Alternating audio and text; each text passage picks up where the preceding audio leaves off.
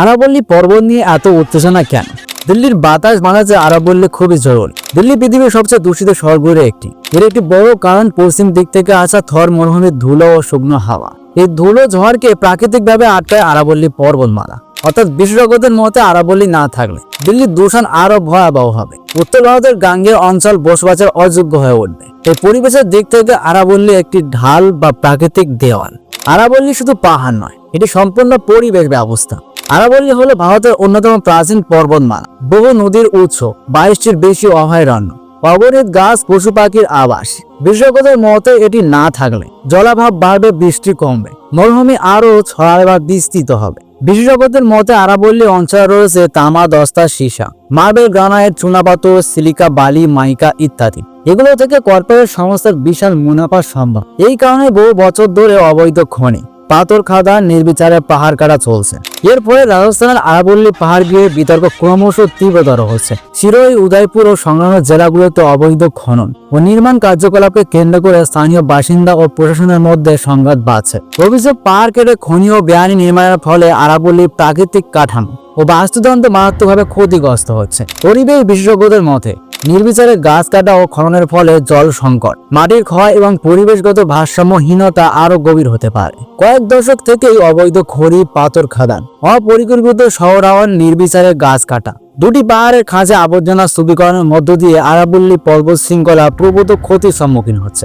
2021 সালে আদালত রায় দিয়েছে, আদালতের অনুমতি ছাড়া আরাবল্লী রেঞ্জ অঞ্চলে কোনো খনি চালানো যাবে না, কিন্তু তা কার্যকর হয় না। আদালত খনি বন্ধ করতে বললেও বাস্তবে হচ্ছে উল্টো। আদালত আগেই বলেছে অনুমতি ছাড়া খনি চলবে না, কিন্তু বাস্তবে আইন ঘুরিয়ে সংজ্ঞা বদলে পাহাড়কে পাহাড় নয় প্রমাণ করার চেষ্টা চলছে। নতুন সংজ্ঞার আসল খেলা কোথায়? আরাবল্লী রেঞ্জে অবৈধ খনি চালার বিরুদ্ধে 2024 সালে সুপ্রিম কোর্টে ইন গোদারবন তিরুমাল পাদে কেন্দ্র সরকারের বিরুদ্ধে একটি মামলা দায়ের করেন। সুপ্রিম কোর্ট কেন্দ্রীয় সরকারকে আরাবল্লী রেঞ্জে খনি চালানো সঠিক কিনা তা পরীক্ষা করতে বলে। তার সাথে এও বলেছে বিভিন্ন রাজ্যে আরাবল্লী পর্বত শৃঙ্খলা বিভিন্ন সংজ্ঞার সুযোগে আইনের আড়ালে পাথর খাদান, অবৈধ খনি পরিচালিত হচ্ছে।